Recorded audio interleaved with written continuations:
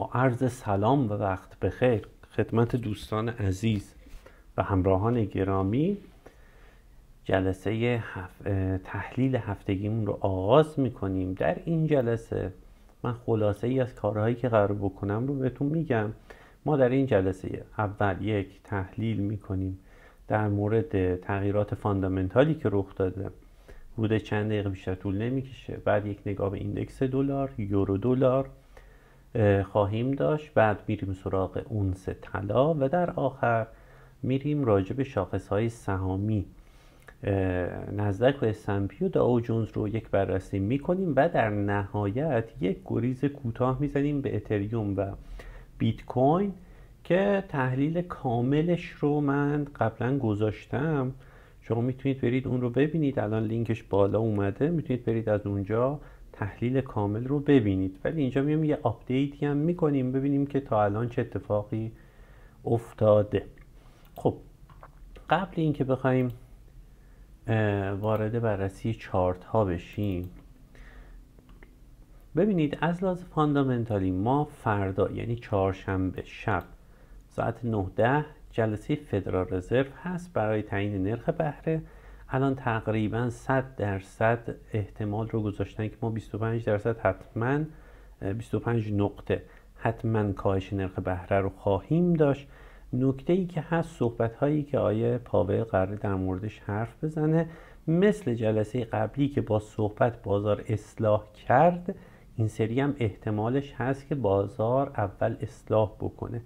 یعنی ما کاهش رو انجام بدیم، یه بالا بزنیم، بعد شروع بکنیم به اصلاح کردن. چرا این حرف رو میزنیم؟ چون ما داریم میبینیم که در شاخص‌های سهامی ما به سقف‌ها رسیدیم، یعنی بردن بالا و پیشخور شده. احتمالا آیه پاول خواهد اومد در مورد اینکه دیتاها به دستش نرسیده حتما انتقاد خواهد کرد و خواهد گفت که چشماندازی من ندارم نسبت به این که قراره چی بشه. دیتا باید بیاد تا من بتونم این چشمانداز رو داشته باشم که آیا در جلسه بعدیش که در دسامبر خواهد بود دوباره کاهش نرخ داریم یا نداریم. من قبلا بهتون گفتم که ما حتما امسال 50 نقطه همون نیم درصد رو داریم که اینجاش نمیدونستم که احتمال داره این ماه باشه، اکتبر باشه یا در دسامبر باشه، که دیگه اکتبر نهایی شد از نظر من. هم اکتبر با این دیتای CPI که اومد خیلی خوب بود ولی دیتای اشتغال نیومد و زمزمه هایی هم هست از تعدیل نیرو، یعنی اخراج نیرو در شرکت های بزرگ مثل آمازون. اینها باعث میشه که مسیر کاهش نرخ بهره ادامه داشته باشه، ولی اینکه آیا در دسامبر این کار رو انجام میده یا نه مشخص نیست. خب این چی رو به ما میگه؟ این به ما میگه که این نااطمینانی رو به بازار به نظر ما منتقل خواهد کرد و بعداً دیتاها شاید دوباره بازار رو برگردونن به سمت اینکه کاهش هست.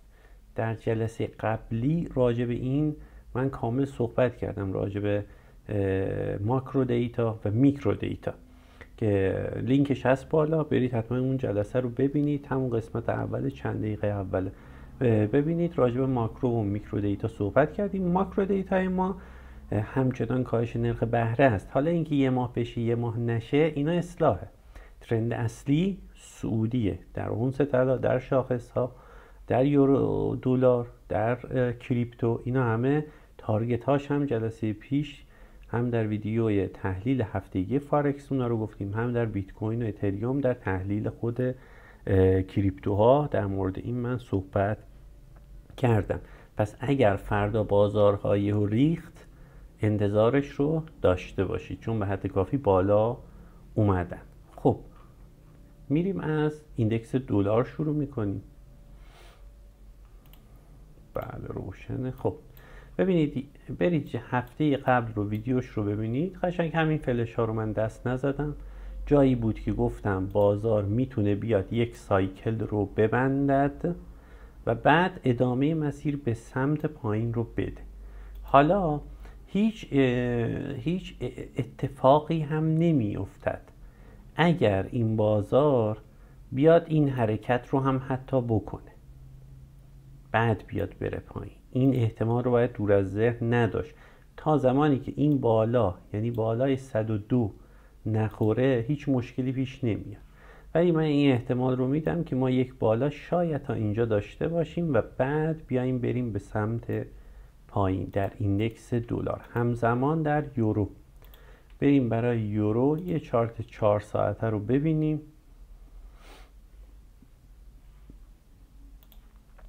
لود بشه چارتش تا در موردش با هم دیگه صحبت بکنیم.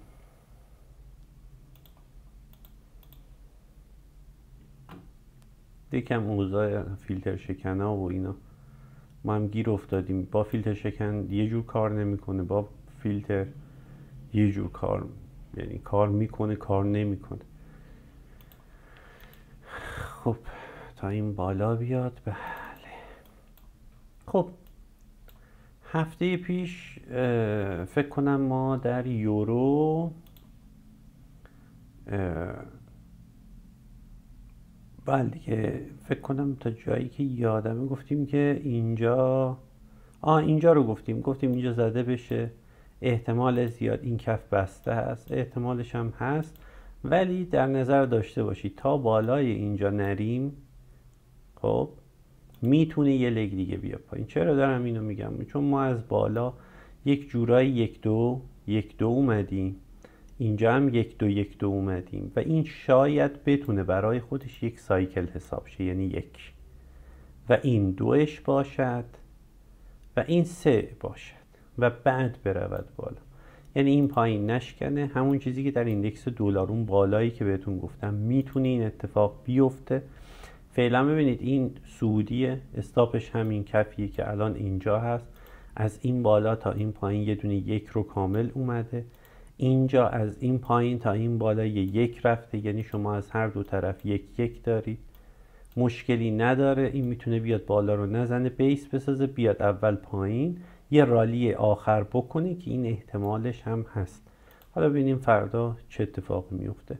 در غیر این صورت این بالا دیگه زده شه دیگه ما یه بیس بزرگی ساختیم و در یک رالی هستیم به سمت همون 1.2 که بهتون گفتم. یعنی ببینید ما جهت ها رو در بیشتر در تحلیل هامون میگیم. نوع تریدش، این مهارت ترید کردن چیزیه که دیگه شخصیه، هر کس بر اساس مهارت خودشی که چجور ورود میکنه، با چه حجمی ورود میکنه، با چه ریسکی و با چه درصدی از حجم و به قول معروف پولش میخواد وارد بشه، استاپ رو کجا میذاره، استاپ رو چجوری تریل میکنه، خروج ورودهاش به صورت پارشیال جزئی هست یا مثلا در یک سیمتری کلا خروج میکنه و کاری به ادامه بازار نداره. اینا چیزهایی است که خودتون بر اساس تجربیاتی که در طول زمان به دست میارید برای خودتون باید نوشته باشید. یه گوشه مانیتورتون، یه گوشه دیوارتون باید باشه. قبل از ورود به هر ترید اونها رو مرور بکنید. بگید سوالی که من همیشه میپرسم، چرا ورود میکنید؟ هر کس اینو بتونه جواب بده کامل که من چرا دارم اینجا ورود میکنم، ورودهای الکی نمیکنه و معمولا برنده خواهد بود. وقتی داره دکمه خروج رو میزنه، قبل اینکه خروج رو بزنه به این فکر کنید چرا من دارم اینجا الان خروج میکنم. این خودش مهم هست. خب بریم برای ادامه تحلیل. اونس طلا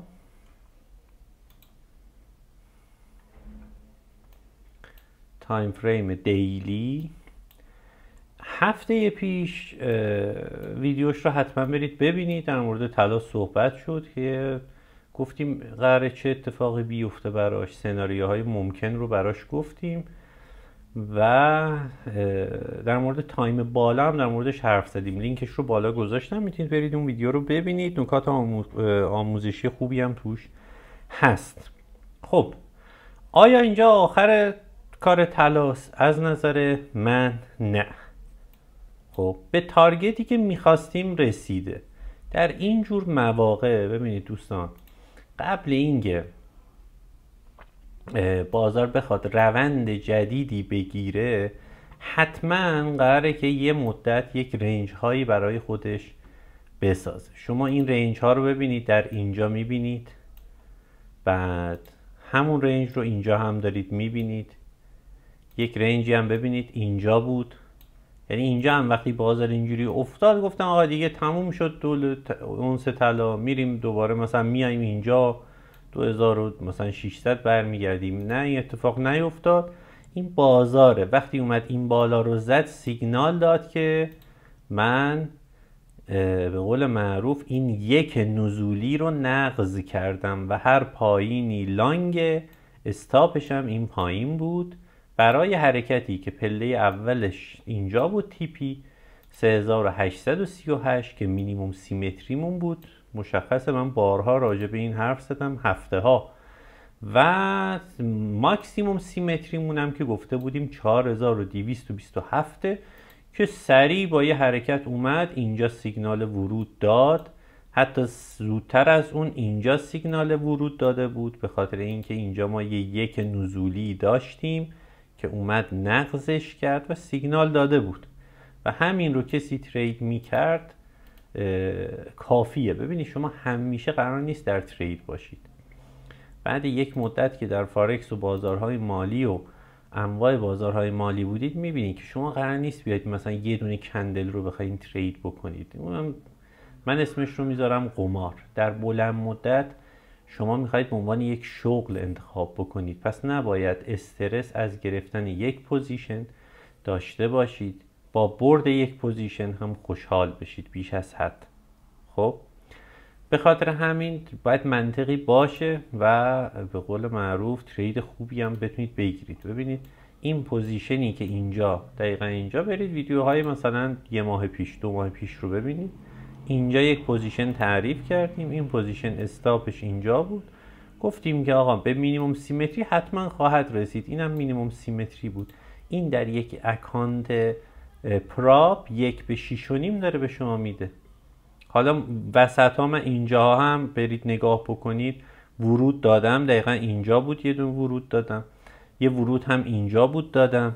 اینا هستن تو ویدیوهای قبلیمون هستن، اونا رو هم اضافه بکنید. شما برای پاس کردن یه اکانت یک مرحله‌ای یک پراپ شرکت های سرمایه گذاری 10% میخوان، 10% با یه پوزیشن یا 2 تا پوزیشن نهایت در یک جهت گرفته بودید.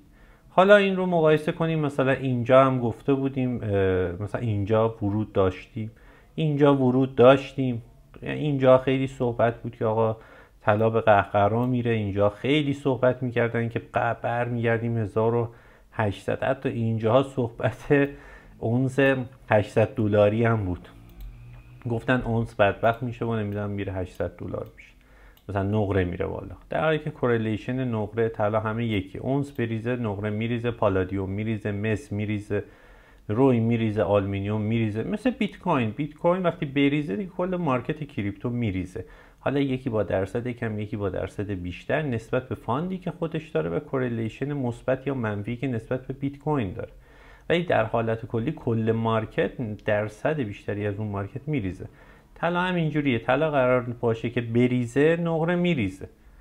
حالا من در جلسات بعدی حتما تحلیل نقره رو هم ارائه خواهم داد، چون خیلی علاقه‌مند شدن تو ایران دارن نقره فیزیکی میخرن. به نظر من حالا تا وقتی که اون ویدیوش رو آماده بکنم نقره هر اصلاحی داد خریدنیه، مثل طلا که هر اصلاحی داد خریدنیه. نقره تازه سقف به قول معروف قبلیش رو زده، قبلا یه بار زده بود اصلاح کرده، دیگه قرار نیست باز زدن. ببینید این ساختاره، الان نقره رو برید ویکلی ببینید، یه بار اومده اینجوری زده برگشته پایین، الان اومده اینو زده، این دیگه میاد قرار نیست بیاد اینجا. خب این میاد دیگه قرار نیست مثل این قبلی هم اصلاح عمیق بده، میاد یکم پایین یک یا دوی میسازد و حرکت میکنه بالا، یعنی در واقع میاد این حرکتی که اینجا انجام داده رو برای شما یه سیمتری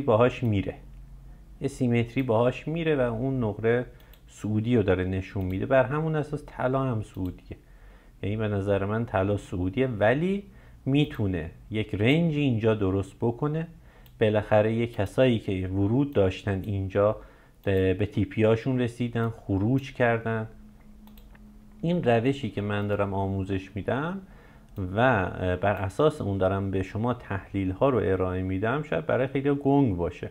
یک نکته‌ای که بگم، دارم میبینم خیلی جا سوال میپرسن، این رنگ ها انتخابیه. ما همینجوری اینا رو میذاریم برای اینکه فرق سایکل رو بدونیم که این سایکل هیچ ربطی به این دوتا سایکل بعدی ندارد و اول باید این دوتا سایکل بسته بشه تا این بسته بشه. این هنوز بازه، یکه، این باید 2 3 شه. اوکی؟ این رنگ ها انتخابیه برای اینکه بدونم کدوم سایکل فعال هست و کدوم سایکل فعال نیست. الان سایکلی که برای من اینجا فعاله این یک نارنجی رو که میبینید، این بالا 2 نارنجی شده.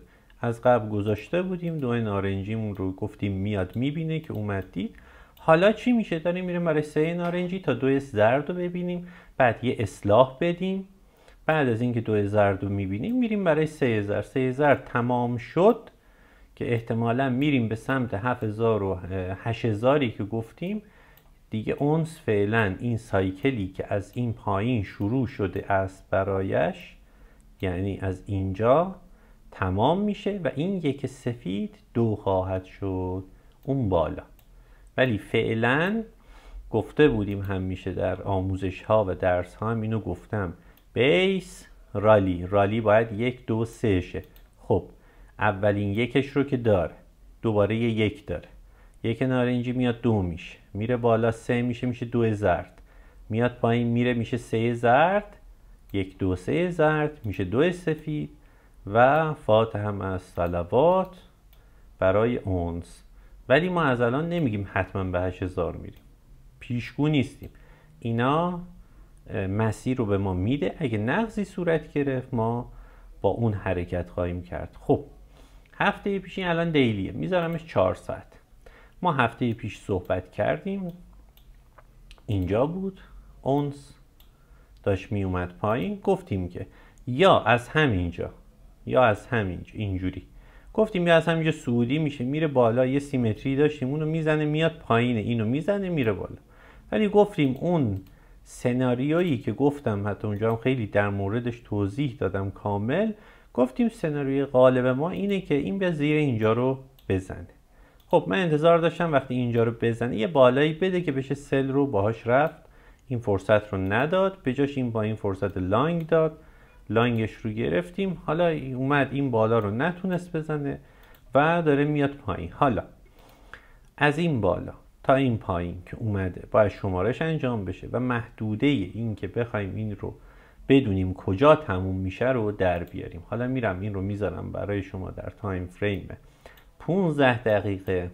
ببینید با این لگ کلن کاری ندارم، اصلا مهم نیست این نودو بزنه چی میشه، این نودو بزنه، نه، اینا هیچ ربطی به این ور نداره. ما از لگ فعالمون میخوایم استفاده بکنیم.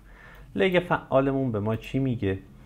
ببینید لگ فعال داره به ما میگه که اینو میذارم این ور، اینا همه نقص شدن، نزول رو در نظر میگیرم. در نزول میگیم از این سقف که با این چارت، این شمارشی که دارم میگم با فیوچرز تطبیق دادم که دارم صحبت میکنم. این اومده پایین، یک سفید شد، بعد یه بیس ساخته دوباره، یک نارنجی، یک قرمز، 2 قرمز. حالا این 1 2 قرمز باید ببینیم کجا کارش تموم میشه تا بشه چی؟ بشه 2 نارنجی.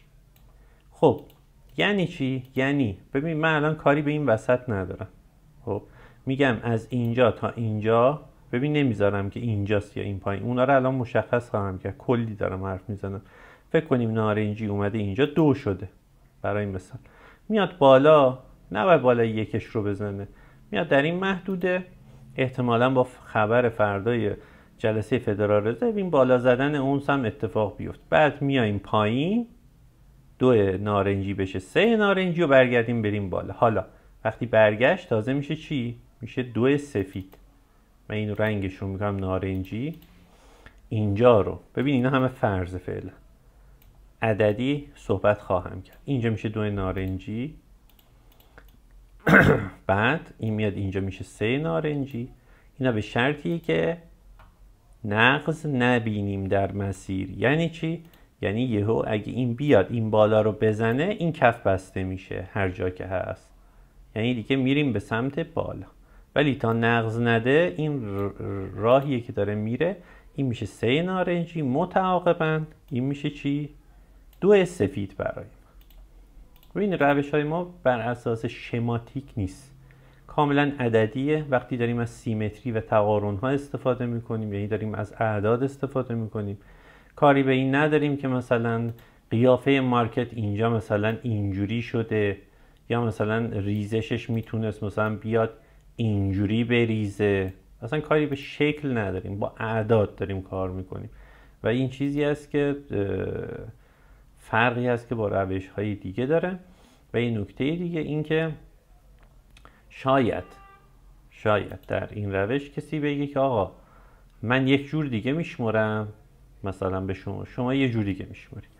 اگه کسی با قوانین و فلسفه فکری من که سعی کردم انتقال بدم بشمره، با شمارش من یکی خواهد بود، ولی این حق رو میدم که همه بگن که بله این میشه دوباره این که مثلا چی میگن، انگار مثلا انجیل های مختلف در بیاد، هر کس برای خودش یه جور بشمره.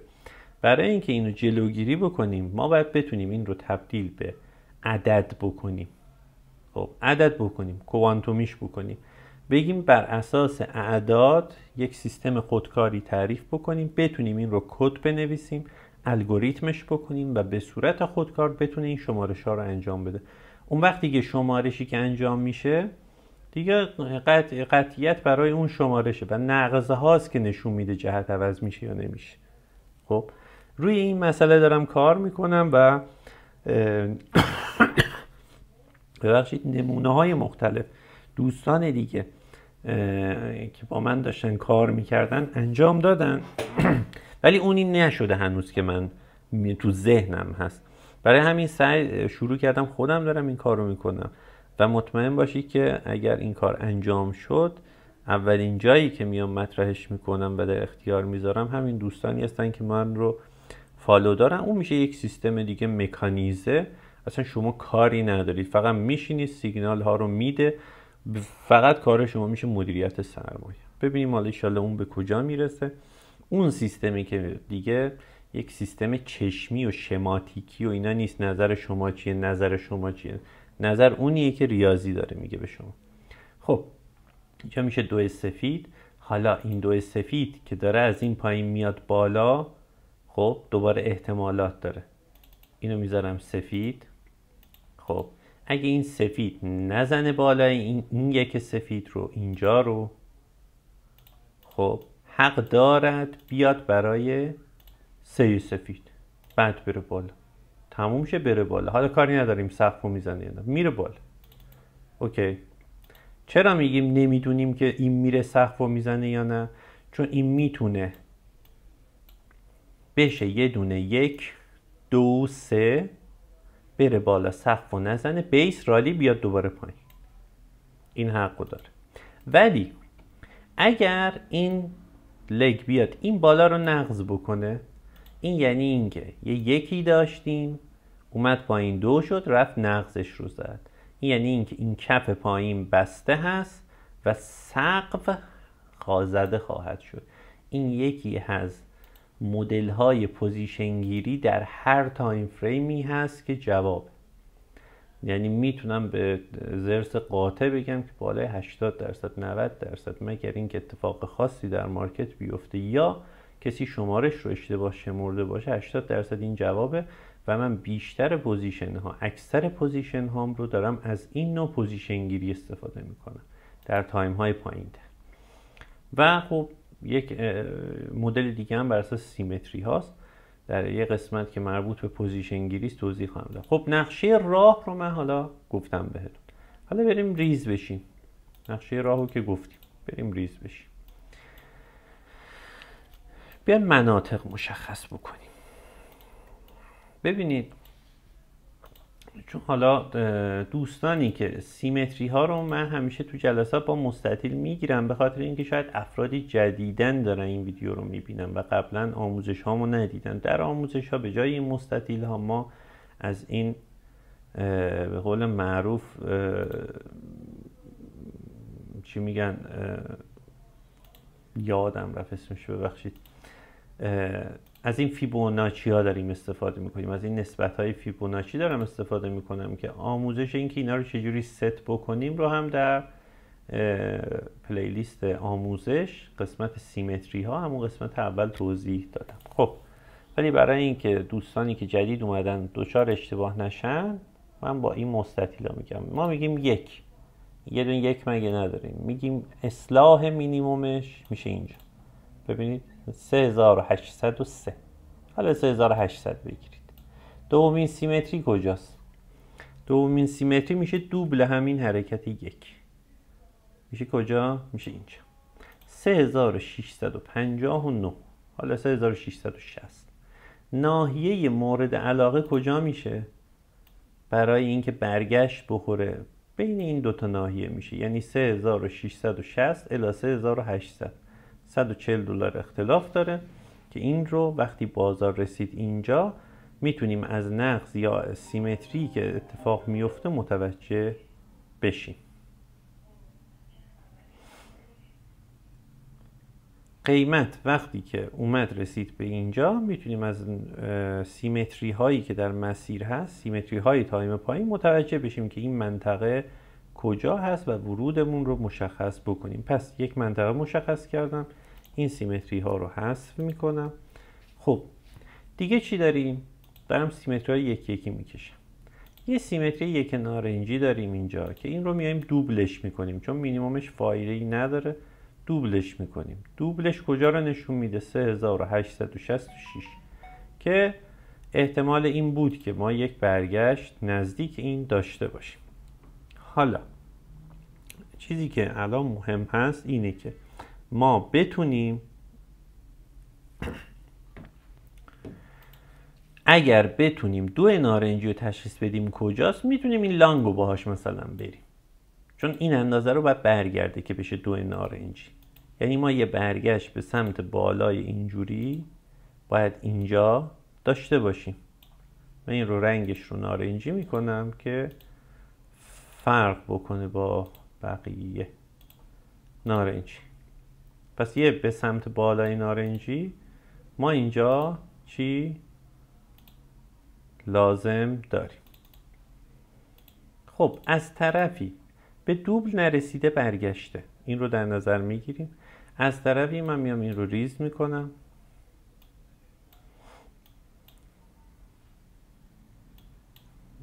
اینا. خب ببینید از اینجا که شروع شده بازار، در تایم یک دقیقه من اینو شمردم، دارم اینجا دارم توضیح میدم راجبش. از اینجا که شروع شده بازار اومده، بذارید برم این رو در تایم این شادو رو فکر کنم من نداشتم در فیوچرز. حالا اونش نه هست، این هست، اینم فکر کنم هست. بذارید چک کنم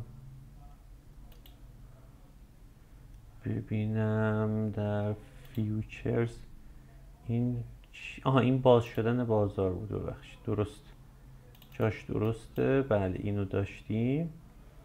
بله 1 2 3 هست اون، این یکی درست. خب ببینید ما این از این بالا اومده یه 1 2 3 ساخته، اینجا برای ما یه دونه یک رو ساخت. پس این رو میاریم اینجا میذاریم، میگیم مثلا یک آبیه. بعد چیکار کرده بازار؟ اینجا این یک آبی رو ببینید میام بالا اصلاحش رو میگیرم، از این اصلاح بزرگتره. پس این دوباره اینجا برای من چی زده؟ یه یک جدید زده. ادامه شمارش رو میرفتیم. من اینترنتم قطع شد، بعد نگو ماهیانم تموم شده بود، قرارداد 1 ساله هم، تا اونو تمدید کنم دوباره بیاد. خب مارکت حرکت کرده، اون چیزی رو که گفتم و انجام داد. به همین خاطر من این شمارش رو انجام میدم در هر صورت و بعد ادامه توضیحات رو میریم. این چون تو 15 دقیقه نمیشه اینو خوب نشون داد، برای شما در 1 دقیقه من اون قسمت رو شمارش میکنم. روند رو بدونین دیگه داریم چی کار میکنیم. خب اول 15 رو ببینید، این 1 2 انجام شده. ما از بالای این 2 قرمز میشمریم تا این پایین رو. خب این تایم 1 دقیقه هست. خب ببینید، بذارید این بره این بالا بایست. ببینید این بالا یه 1 ساخت، این 1 اومده یه 2 ساخته، چشمی معلوم اصلاح رو داد. اوکی، بعدش چی کار کرده؟ بعدش اومده، دقت بکنید، اومده دوباره اینجا یه 1 ساخته، دوباره یه 2 ساخته، بعد اومده رفته پایین، برگشته رفته بالا، این میشه 3. پس ما اینجا یه دونه 1 داریم. بخوایم سیمتری هم بگیریم، ببینید از اینجا تا اینجا که 1 و 2 بود، مینیمومش رو بگیریم، ماکسیموم رو بگیریم، اینجا میشه. دوبل رو بگیریم، دقیقاً از دوبل برگشت. پس اون یه دونه 1 که من اونو 1 آبی گذاشتم، چون من اینا رو زیاد میشمرم، چشمی عادت دارم، واسه همین تو 15 همون که رسید گذاشتم 1 آبی. چشم داره کندلا رو میبینه، ولی اومدم تو 1 دقیقه تا شما هم دقیق ببینید. بعد ببینید اینجا دوباره دقت کنید، اینجا یه 1 ساخت، اینجا یه 2 ساخت، اینجا یه 3 ساخت، رفت بالاش رو زد. خب حالا میایم این اصلاح رو اندازه میگیریم. آیا این اصلاح از این اصلاح کوچیکتره؟ نه، بزرگتره. پس دوباره 1 جدید سبز زد. دوباره اومده بازار برای ما یه 1 ساخته، اومده یه 2 ساخته، یه 3 ساخته، بالاش رو زد، سایکل رو بسته. پس این هم میشه چی؟ یه 1. فقط باید ببینیم آیا این اصلاح از این اصلاح بزرگتر هست. پس این هم دوباره میشه چی؟ 1 جدید. این رو هم میاییم مثلا رنگ بنفش میذاریم. ببین اینا رو داریم میذاریم که ببینیم این سایکل 1 آبی 2 رو نداده، اومده 1 جدید داده. رنگ ها برای اینه که ما بفهمیم کدوم سایکل بازه و فعاله. خب بعد دارید میبینید که بعد از اینجا اومده بازار پایین. ببینید اومده یه 1 ساخته، اومده یه 2 ساخته، دوباره 1 ساخته، 2 ساخته، اومده پایین، رفته بالاش رو زده. خب اینم میشه 1 سایکل. خب حالا این سایکل، اینو اندازه میگیرم، بعد به هم ربطش بدیم دیگه. آیا از این بزرگتره؟ نه، از این کوچیکتره. پس این دوست ما میشه چی؟ این سایکل میشه 2 بنفش. اوکی. حالا میام سیمتریاشو میگیرم، میگم 1 2 بنفش. خب مینیموم سیمتریش رو ببینید اینجاست، ماکسیموم سیمتریش اینجاست. دقیقاً از ماکسیموم سیمتری برگشته. خب میبینید که اینجا هم اومده برای شما یه 1 ساخته، یه 2 ساخته، اومده رفته پایین، اومده این بالا رو زده، این زیر رو نزده، بیس ساخته رفته بالا، اومده زیر رو زده. پس اینم میشه یه سایکل. چی میشه اون وقت؟ باید دوباره سیمتری بگیریم. این 2 بنفش آیا اینجا بزرگتره؟ بله این بزرگتره. پس این میشه چی؟ این میشه برای ما 3 بنفش. اسمشو میذاریم 3 بنفش. حالا یک سایکلی داریم از اینجا، 1 بنفش، 2 بنفش، 3 بنفش، کلش میشه یه سایکل، میشه 1 جدید. ولی باید ببینیم آیا سایکل قبلی که 1 سبز بوده، ببینید از این کوچیک‌تره. پس ما میایم این رو به این وصل میکنیم، سبزش میکنیم، میگیم اینجا میشه چی؟ 2 بنفش. یعنی هم داریم نوت شماریش رو در نظر میگیریم، هم سیمتری ها رو. شما جایی مثلا اینجا، خب وقتی داره میاد اینجا یه 1 ساخت، اینجا یه 2 ساخت و اومد 3 میاد 2 رو بالاش رو میزنه، دیگه این سایکل بسته است. اما با اگر نداریم کلش 1 میشه. ولی اگه نمیزد باید سیمتریاشو چک میکردید. به خاطر همین من دارم سیمتری چک میکنم. خب الان 1 و 2 سبز رو دارم، میام از ابتدای شروع 1 سبز تا 2 سبز اندازه میگیرم. مینیموم سیمتریش میشه اینجا، رد کرده رفته پایین. میرم ماکسیموم سیمتریش، اینجا میشه ماکسیموم، یکم بالاتر میشه ماکسیموم سیمتری. خب ماکسیموم سیمتری ببینید مارکت از اینجا برگشت. حالا این ماکسیموم سیمتری رو نگه میدارم، مال 1 2 سبزه. حالا این ماکسیموم سیمتریه اومده رفته بالای این 2 رو زده. پس چی دارم الان؟ الان این 2 سبز اینجا شده 3 سبز، میشه 3 سبز. ببینید چه تریگر ورودی داده اینجا برای لانگ کردن. و در لانگ نه اینکه شما در اینجا لانگ بکنید، نه، من اینا رو تون شاید توضیح میدم توی تحلیل ها، شاید خوب متوجه نمیشید، منتظر میشید مارکت میاد برای شما یه 1 میسازد، دوباره 1 میسازه و بالای هر دو رو میزنه. وقتی این اتفاق میفته، من اینجا رو بزرگ کنم، ببینید بازار اومده یه 1 ساخته، دوباره 1 ساخته، 2 تا 1 ساخته، خب و میاد بالای هر دوتاشو میزنه. خب این ورود شما برای این پوزیشن دقیقاً بالای اینجاست، استاپ میاد پایین اینجا.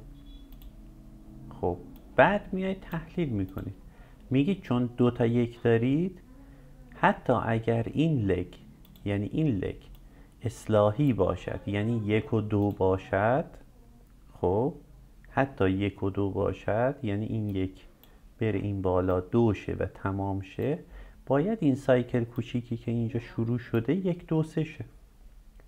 خب شما لانگت رو اینجا گرفتی، خب تا زمانی که این یکی که اینجا 3 نشده خروج نمیزنی.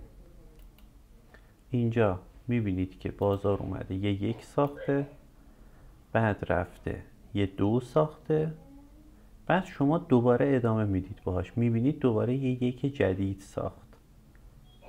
خب 1 جدید رو ساخته، ببینید حتی زیر اینو نزده، رفته بالا 2 اونو ساخته. شما 1 2 1 2 دارید، زیر اینو که نزده. خب هم میتونستید این بالا خروج بزنید. خب بر چه اساسی؟ بر اساس این سیمتری، این سیمتری دوبلش رو میذارید، خروجتون رو اینجا میزنید و این میشه در سیمتری خروج میشه. که ببینید من برای همین میگم آقا سیمتری ها رو شما دیگه خروجتو بزن، اگه بالاتر هم رفت به شما چی؟ شما سود قطعی تو میخوای برداری که این به شما ببینید همین پوزیشن یه 1 به 3 میداد، من کمترینشو میگم. حالا ببین یادتون نره ها، ما هنوز این پشت رو شمارش رو انجام داریم میدیم. خب حالا میایم همین سود رو هم میشماریم. اینا رو من پاک کنم، همین رو هم باید انجام بدیم. یه 1 بردارم من از این و یه دونه از این 1 ها رو بیارم اینجا. خب سود رو هم باش برم، سود اینو میذارم 1 سفید، بعدیش رو میذارم 1 زرد، این رو میذارم 2 زرد، این رو میذارم یک آبی، این که اومده رفته بالا دو آبی، اینجا ببینید این یک دوباره میام اینو میذارم یک. خب مثلا اینو میذارم قرمز، یک قرمز. حالا ببینم این اصلاح رو داده یا نه. اندازه میگیرم این رو میام میذارم اینجا، نه اصلاح رو نداده، پس این دوباره یک جدیده. بنفشش میذارم رفته بالا اومده پایین شده دو، این رو میذاریم دوی بنفش. یعنی اینجا شما یه ورود دیگه رو این داشتید با این استاپ. خب یعنی تا اینجا رو هم میتونستی باش بیای. چجوری؟ سیمتری دارین دیگه، گفتیم همین یک اولتون رو دوبل کنید. بیایید یه پوزیشن هم اینجا داده بود دو. البته این نصف شب اتفاق افتاده، خواب بودیم بیشتر ما. یک دو بنفش دارید، دوباره اومده چیکار کرده؟ یک جدید داده. ببینید همینجور باهاش میاید پوزیشن ها. یکی از بچه ها میگه آقا کی پوزیشن میگیرید؟ الان دارم پوزیشن ها رو هم میگم، بعدا نگی کی میگیرید. شما اینجا فرصت چرا دارم اینجا میگیرم، چرا اینجا نگرفتم؟ اولا اینجا یک سود اصلا نداده تایید بده، به خاطر اینکه من اینجا شمارشم تموم شده. سه بنفش سه سبز رو دادم، سیمتری رسیده بودم. اگر سلی از بالا داشتم اینجا باید سلو میبستم لانگ. با دیدن اولین یک سعودی لانگ میکنی. خب یک سبزه فعلا هم داره میره به سمت بالا. میام سیمتری همین یک دو بنفشم رو میگیرم، یه سیمتری اینو دارم، مکسش رو میذارم، رد کرده دوبلش رو میذارم. خب اینو میذارم بنفش بمونه. خب حالا تحلیل رو میریم جلوتر، این بمونه. یعنی کسی که اینم لانگ داره میتونه اینجا خروج بزنه، که بهترین کار اینه که الان زیر این زده شه دیگه خروج رو بزنه. ببینید چون این اومده بالا رو زده، این کنده، این داره پایین رو بزنه، داره یه سایکل میبنده. میتونه دو سبز باشه، دو سبز باشه میتونه این یک دو بنفش با یک دو سبز به شما دو قرمز رو بده، بریزه بیاد تا اینجا. و چون این پشت دوباره یک دو دارید و دوباره یک دو دارید، حتی حق داره بریزه تا اینجا زیر یک سفید رو نزنه. حالا میگم که آیا بازم بالاتر خواهد رفت یا نه. یعنی این رو هم میتونیم بفهمیم چطوری. الان به اونجا هم میرسیم. خب برگردیم به این ور رو گم نکنید. شما باید دو طرفه شمارش ها دستتون باشه. یه سایکلی شروع شده، بعد ببینید این سایکل تموم شده یا نه. خب این دو سبز تا اینجا شد چی؟ سه سبز. من این سیمتری رو پاک میکنم. این رو میتونید برگردین دوباره چند بار ببینید. ما کلا کار همینه هست که دارید میبینید. خب سه سبز از این اصلاح بزرگتر اومده، خب معلومه. پس اینجا میشه چی؟ دو آبی. هی دوستان میگن آقا انتقال تایم بالا چیکار کنیم؟ هیچ. الان دیدید اینو یه دقیقه میام تایم فریم 15. من دیگه کاری ندارم، 15 که نمیشمرم، من یکوش شمردم. پس چی دارم؟ میتونم همه اینا رو پاک کنم، بگم کلا یه دونه یک دو آبی دارم. این چی میگه به من؟ میگه که من یک قرمز، دو قرمز، یک آبی، دو آبی. خب بازار الان اگه بیاد این رو در نظر بگیرید که کجا تشکیل شد. این یک نارنجی رو میبینید، ما اینو دوبلش کردیم، نرسیده به دو نارنجی. ببینید قبل اینکه برسه گفتم همیشه معمولا به این نمیرسه. خب برگشته بازار. از طرفی یک دو قرمز دارم، اینم یک دو قرمز، اینو پاس کرده، رد شده ازش. در این ویدیو انگار من دارم قدم به قدم بهتون توضیحات رو میدم. خب ببینید پس ما یه 1 2 داریم، پشتش هم یه 1 2 داریم. اینجور وقت یه یکم این بالا داریم، یک نارنجی.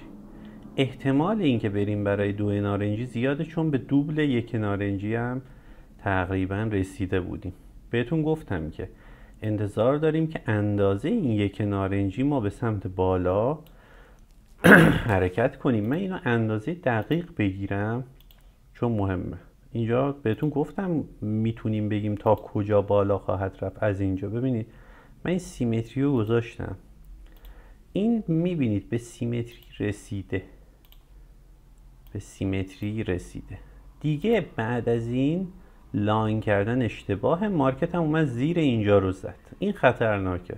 شاید مارکت به اینجا هم برسه، ولی دیگه اینجا لاین کردن ریسک به ریوارد نداره، ارزش ترید نداره. شما 2 تا کار میشه کرد.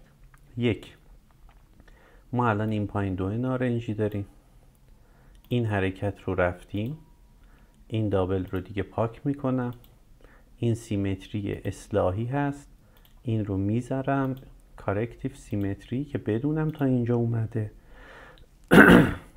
شما وقتی یک بزرگی رو رد میکنید، یه 1 داریم دیگه، بعدش باید شما چی داشته باشید؟ 1 2 3 تا 2 سفید رو بده.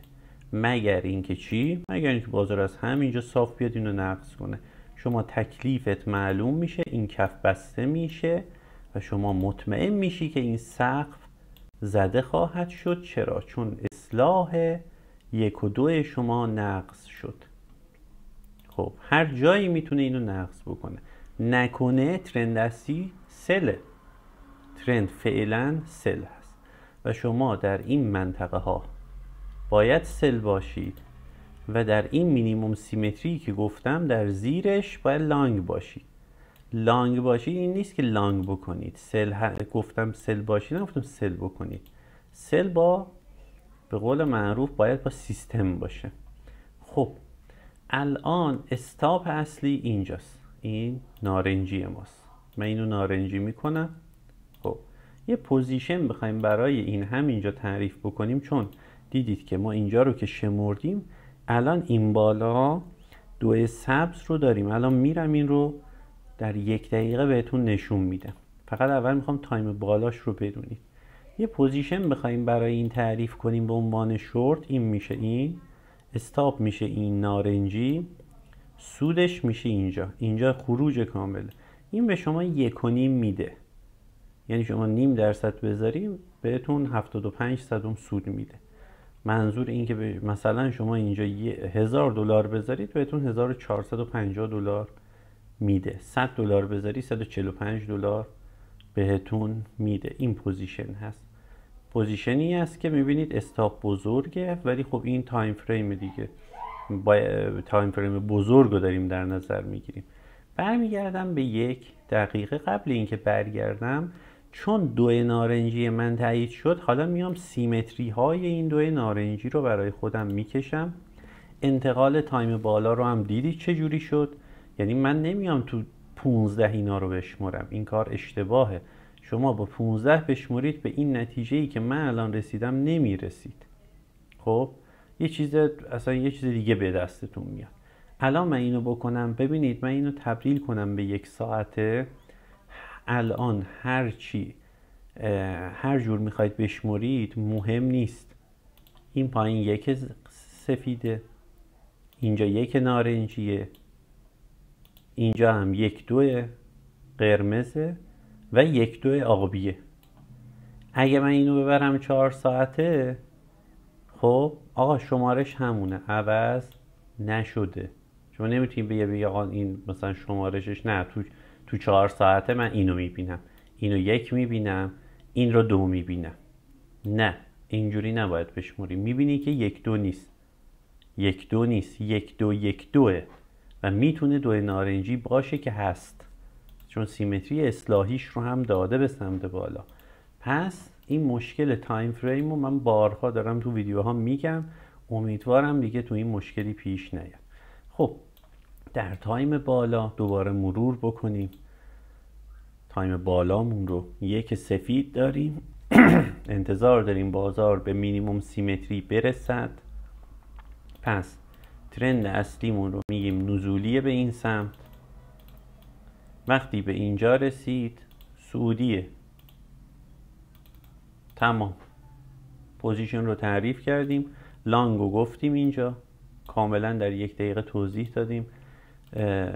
سل رو گفتم، اینجا پوزیشنش رو مشخص کردم. اینجا هم رسید، مثل همین کاری که اینجا کردم باید دنبال صعود باشید زیر این سیمتری. دیدید لانگ بکنید، لانگ بکنید، ولش بکنید. چرا؟ چون باید اولا بیاد این سیمتری رو پر بکنه به سمت بالا، این سیمتری رو پر بکنه و خودش هم حتما یک ساختاری خواهد داشت که بر اساس اون شما میتونید لانگتون رو نگه دارید و بیشترین پرافیت رو ببرید. یعنی اینجا پوزیشنی که بگیرید بهتون احتمالاً 1 تا 5 1 به 6 رو خواهد داد. خب میایم سیمتری های این 1 2 نارنجی رو حالا میگیریم. سیمتری سفیده رو که داریم، یک سفید، حالا میایم نارنجی رو میگیریم. امیدوارم حوصلتون سر نرفته باشه، مجبورم اینجوری توضیح بدم. به خاطر همین در تحلیل های هفتگی زیاد من تون میگم، احساس میکنم بیفایده است، حداقل بیام کامل بگیم. این یک نارنجی ببینید سیمتری چیزش مینیمومش همین پایینه که این نخواهد بود. چرا؟ چون به مینیموم سیمتری تایم بالای قبلی نمیرسه. پس این میایم ماکسیموم بگیم از اینجا بالاتر هم اصلا مارکت نره. اگه از اینجا بالاتر نره سیمتری مکس میگه میفته اینجا.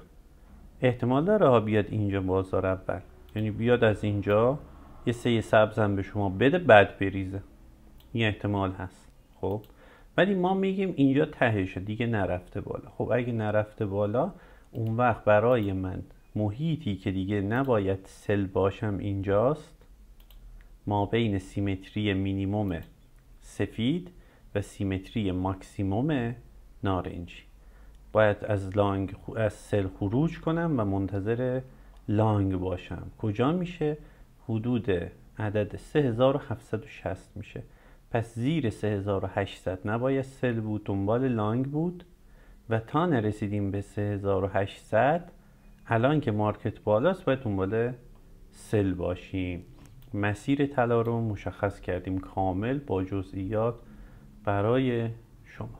خب میایم برای شاخص‌های سهامی. در شاخص‌های سهامی هفته پیش برید ویدیوش رو حتما ببینید.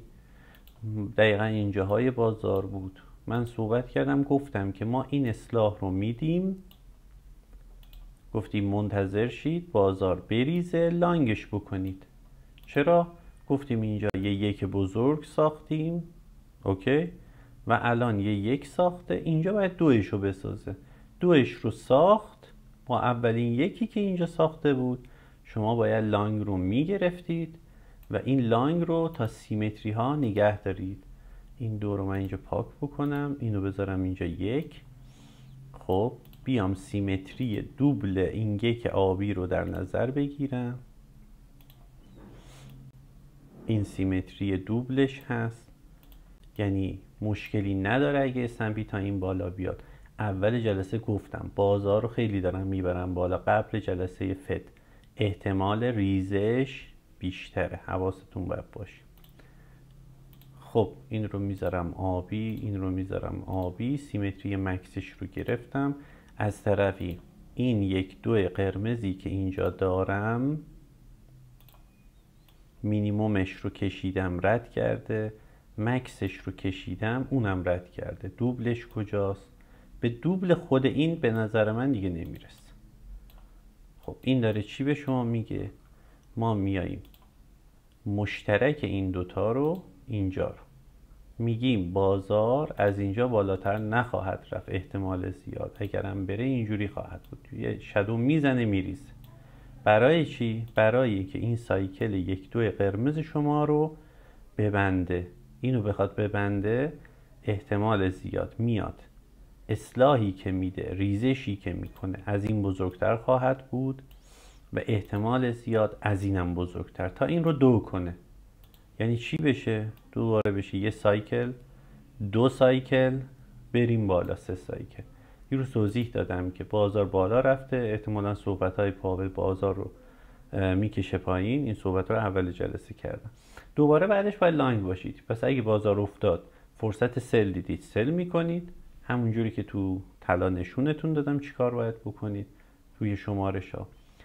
و پایین که اومد دنبال لانگ باشید. این در نزدک، داو جونز صادقه، هیچ فرقی نداره با هم دیگه. شما میتونید از همین کار همین استفاده بکنید. ببینید دوباره میایم این رو یه دوبل این یک آبیش رو میکشیم، این دوبلش، ببینید نزدک فراتر از این دوبل رفته. الان نگاه بکنید همزمان داو جونز رو، میایم داو جونز. خب ببینید داو جونز رو، داو جونز یک آبیش رو میکشم براتون، یک آبیش رو میکشم. ببینید S&P میانگین نزدک و داو جونز، ببینید به دوبلش اینم نرسیده مثل S&P، ولی نزدک دوبلش رو رد کرد. خب حالا بعضی وقتا نزدک این حرکت رو میزنه، شتاب بیشتر میگیره نسبت به داو جونز تا S&P وسط وایسته. بعضی وقتا داو جونز برعکس شدیدتر میره بالا و نزدک با سرعت آرومتر میره. در هر صورت ترندشون یکی است. خب همین داو جونز مینیمم سیمتری، میایم 1 2 قرمز رو میگیریم، این رو میکنم قرمز، اشتباه نگیرید. خب مینیمم رو رد کرده، ببینید 1 2 قرمز داره، ماکسیمم رو هنوز نرسیده بهش و با دوبل این یکیه. پس احتمالاً این منطقه میشه منطقه اتمام این لانگی که هست. الان بازار آمریکا باز شده، داره میاد به این سمت و در این سمت میتونه کارش تموم بشه. یک شمارش هم از پایین داریم که این شمارش، حالا من سادهش رو بگم، میگه اینجا یکی نارنجی دارم، بعد 1 2 قرمز دارم، اینجا اصلاح اون دو نار این قرمزه رو داده. پس اینجا میشه چی؟ این میشه 2 نارنجی. خب داره 3 نارنجی رو میده، داره 3 نارنجی، یک سفید پشتش هست، مهم نیست. 1 نارنجی این بالا، 2 نارنجی، 3 نارنجی، تمام. میایم پایین و احتمال زیاد این کف داو جونز زده خواهد شد. چرا احتمال زیاد؟ به خاطر اینکه ما اگه بیایم سیشن رو راه بندازیم میبینید که این کف دست کی هست؟ دست آسیا هست و ما این رو خواهیم زد، ولی بعدش دوباره لانگ خواهیم بود. به نظر من میتونید این داو جونز و نزدک و S&P یکی هست، فرقی نداره. من پیشنهاد کردم به همه دوستان که S&P رو ترید بکنید، چون سیمتری هاش دقیق تر هست و ساختارش بهتره برای ترید. S&P رو ببینید، اون تحلیل تایم بالایی که هفته پیش داده بودم، ببینید گفته بودم، ببینید به کدوم داریم میرسیم. این سیمتری مینیمومی که برای این تایم فریم 4 ساعته است، گفتم 1 2 آبی اینجا داریم، اینجا داریم میریم برای 3 آبی، مینیموم سیمتری شد رد کرده. خب احتمال یه بازگشت داریم و بریم به سمت چی؟ سیمتری های تایم بالایی که گفتم 7200، بعدش 7700 و در نهایت 8450. خب حالا بریم برای بیت کوین و اتریوم. خب هفته پیش در مورد یه ویدیوی کامل بود راجع به کریپتوکارنسی ها صحبت کردم، میتونید برید اون رو ببینید. در مورد بیت کوین ساختاری که ساخته بود رو اینو میذارم 1 ساعته، ببینید ساختارش رو. نکته اول اینه، ببینید یک سفید بالاش خورد. این چی به شما میگه؟ میگه ترند سعودیه، هر ریزشی لانگه. نظر من تارگت هایی که میتونید سیو سود کنید و دوباره بخرید، اونایی که اسپات دارن کار میکنن، سیمتری مینیمومش اینجاست، هنوز بهش نرسیده. بعد سیمتری دوبله که به نظر من ما سقف رو هم خواهیم زد و میریم به سمت اون سیمتری هایی که براش کشیده بودیم. روی 168. یعنی بیت کوین رو صعودی میبینیم، همچنان که S&P رو صعودی میبینیم، یورو رو داریم صعودی میبینیم، همه تایم بالا صعودی هن. حالا ساختار داخلی کار خودشونو میکنن. اینو میذارم 15 دقیقه. شمارشی که داشتیم رو یک بار دیگه بررسی بکنیم. ببینید یه یک بزرگ اینجا ساختیم، بعدش یک زرد، یک نارنجی، یک آبی، دو آبی، سه آبی، شده دو نارنجی، اومده پایین، زیر این رو زده، رفته بالا، اومده پایین، اینا رو زده. خب چی شده؟ اون وقت این دو نارنجی، این بالا،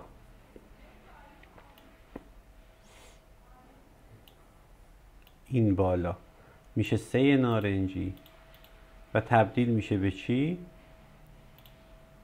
این یک زرد میشه دو زرد. ببینید سیمتری ها معجزه‌اند. پس این بالا چی داریم؟ دو زرد. حالا میام این سیمتری ها رو میکشم براش. سیمتری ها جایی هست که به خصوص اونایی که اسپات کار میکنن میتونن بخشی بفروشن، اومد پایین دوباره بخرن و گینی که دارن میگیرن رو هی زیاد بکنن. ببینید مینیموم سیمتریش اینجاست. ببینید دقیقا از همونجا برگشت. بیایم مکسش رو هم بذاریم، اینم ماکسیموم، هنوز ماکس رو نزده. پس این هر چی بیاد پایین به سمت بالا خواهد رفت، صعودی خواهد بود. اوکی، این رو داشته باشید. میتونه بازار، میتونه، ببینید الان امکاناتی که داره، الان اومده به اینجا رسیده، یه بیس ساخته این بالا، تو نزول یه یک ساخته، یه دو ساخته، میتونه بیاد این سه کنه. آقا این سهش حق دارد تا کجا بیاد؟ اصلا بیاد حتی زیر دو زرد رو هم بزنه، از اینجا بره بالا، هیچ مشکلی براش پیش نمیاد. یعنی چیکار بکنه؟ این یک دو زرد رو بکنه سه، یه یک جدید بره. این همون کاری که الان تو طلا دیدید، دو تا یک، یعنی یه یک اینجا هست، یه یک دیگه هم اینجا که نشون میده که بازار خیلی صعودیه. خب فعلا در نزول دارید میبینید یه بیس ساخته، گفتیم بیس رالی ها برمیگردن، اینجا یک ساخته، اینجا دو ساخته. سیمتری های صعودی حداقلی حد اکثریش رو باید بندازید. اینجا سیمتری چی داری؟ ببینید همه انگار تمرینه داریم میکنیم. اینجا سیمتری چی دارید؟ این رو دارید، یه دونه اینو دارید، اینو دوبلش میکنید، این بهتون یه منطقه میده واسه برگشت. دیگه چه سیمتری دارید؟ اینجا رو دارید، اینجا یک دو شده، این رو میایید مینیمومش اینجاست، احتمالاً این رو بره با چیزی که در نزدک و S&P و داو جونز نشونتون دادم، احتمالاً این رو بره. اون وقت این نشون میده که یک منطقه خوب در اینجا برای برگشت بیت هست.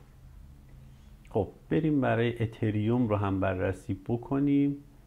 اینا رو من تایم بالاش رو گفتم هفته پیش، یه ویدیوی جداست برای کریپتوکارنسی ها که در مورد بیت و اتریوم کامل حرف زدم. میتونید تایم بالاش رو برید در همین کانال من ببینید. خب برگردیم برای طلا. چی شد؟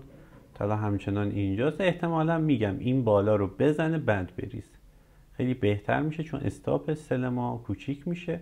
من حالا یه پله ورود کردم، پله دوم میذارم اینجا ورود بکنم. استاپ رو هم که گفتم این یک نارنجی مونه، نقض بشه به نفع منه، یعنی ناراحت نمیشم اگه استاپ بخورم. چرا؟ منتظر میشم بازار بریزه، یه لانگ با این بگیرم برای رفتن به سمت 5200 که منتظرشم. ولی به نظرم این اتفاق نمیافته و بازار یک رنجی اینجا میسازه، بعد بخواد بره بالا، یه انرژی جذب بکنه. این همه بالایی که اومده از 3500 تا اینجا یک نیاز به جمع کردن حجم هست، چون خیلیا در این منطقه خروج کردن برای ورود دوباره. زمان لازم هست، بازار آسانسور نیست همینجوری بره بالا و پایین. برگردیم برای اتریوم. مایندست خیلی مهمه برای ترید، باید مایندست داشته باشید دوستان. همه تحلیل ها جواب، همه روش های تحلیلی جوابگو هستن اگه مدیریت سرمایه باشه و شما ذهنتون باز باشه. اتریوم این بالا رو هنوز نزده، ولی چون بیت زده به نظرم اتریوم هم خواهد زد حتما. چرا حتما دارم میگم؟ با این روش دارم میگم. این یک آبیه. بعدش چی شده؟ شما یه نزول داشتی، یک سفید، یک قرمز، اومد یک سبز، دو سبز، سه سبز، دو قرمز، اومد اینجا رفت پایین، اومد بالاش رو زد. هفته پیش رو بریم ببینیم. این وقتی این رو نقض کردین یک دو قرمز رو، یعنی روند ادامه دار نیست و اینجا استاپه. خب الان هم استاپ اینجاست، نباید بریم زیر 3686. خب از طرفی یک سفید داشتیم، یک زرد، دو زرد، سه زرد، دو سفید، رفت پایین، اومد بالاش رو زد، اومد زیرش رو زد. دوباره اینجا چی ساخته برای ما؟ یه یک جدید. این رو میام میذارم اینجا، مثلا میکنمش قرمز، میگیم آقا شد قرمز. این یک، بذار اینو درست کنم رنگشم، آقا این یک قرمز. اوکی.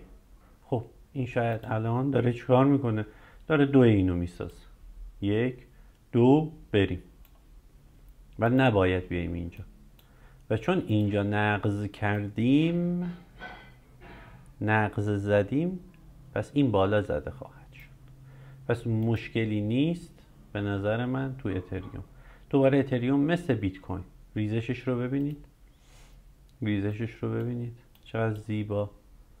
یه یک اینجا ساختید، سفید میذارمش. یه یک اینجا ساختید، زردش میکنم. یه دو اینجا ساختید، زردش کردم. سیمتریاشو میکشم. یک سفید، این سیمتری مینیمومش. تو سیمتری مینیموم چیو داده؟ یک دو داخلی قبلی رو به شما داده. این رو میذارم سفید، اینو میذارم سفید و میام اینو رد کرده، دوبلش رو میکشم. اوکی. میام زردا رو حالا میکشم. یک دو زرد. اوکی. مینیمومش اینجاست، مکسش هم میفته اینجا اگه از این بالاتر نریم فعلا. خب منطقه داره به من میگه که در این منطقه یک جای خوب هست برای اینکه شما دنبال لانگ بدوید. یعنی چی؟ یعنی اومد یک سعودی، اونی که تو طلا نشون دادم، زد، تأیید کرد لانگ به هوای چی؟ اگه کسی اسپات داره کار میکنه به هدف بالایی زدن این 4295، کسی داره اینا رو با اهرم کار میکنه زدن همین بالای این دو زرد، یعنی تا این منطقه. دوباره اونجا باید خروج بزنید، بازار میفته. یعنی چی؟ اینجوری میاد اینجا، شما لانگ میکنید، اینجا خروج میزنید، بازار میاد اینجا اصلاح میکنه دیگه. سل من نمیگیرم، باید در جهت ترند بگیرم. افتاد پایین دوباره لانگش میکنم که بریم بالا. این هم برای اتریوم جلسه طولانی شد، وسطش خیلی قطع شد دیگه، مشکلات فنی پیش میاد. اگه این روش رو خوشتون اومد، دوستانی که جدیدن اومدن میتونن در همین کانال قسمت آموزش رو ببینن. در ویدیوهای تحلیلی هفته های قبل از سال پیش شما هم من خیلی نکات گفتم. بخواید نتیجه کار رو ببینید کافیه ویدیوهای یک سال اخیر رو ببینید. اصلا نیاز نیست برید خود ویدیوها رو ببینید، عنوان ویدیوها رو ببینید. صحبت از طلا کردیم، همون اتفاق افتاده. نوشتیم طلا 2500، نوشتیم طلا 3000 فیکس، بعد گفتیم 4000 فیکس. همه اینا هست، همون عکساش هم ببینید میبینید این روش جوابگو هست. در تایم پایینم بهتون نشون دادم. فقط کاملا باید مکانیکی عمل بکنید. یعنی سیمتری داره به شما میگه خروج، به شما میگه ورود. نود یک تایید ورود میده دیگه، ورود. استاپ رو هم تغییر نمیدید، اگه نقض شد نقض بشه. امیدوارم براتون مفید واقع شده باشه. تا جلسه آینده، خدا نگهدار.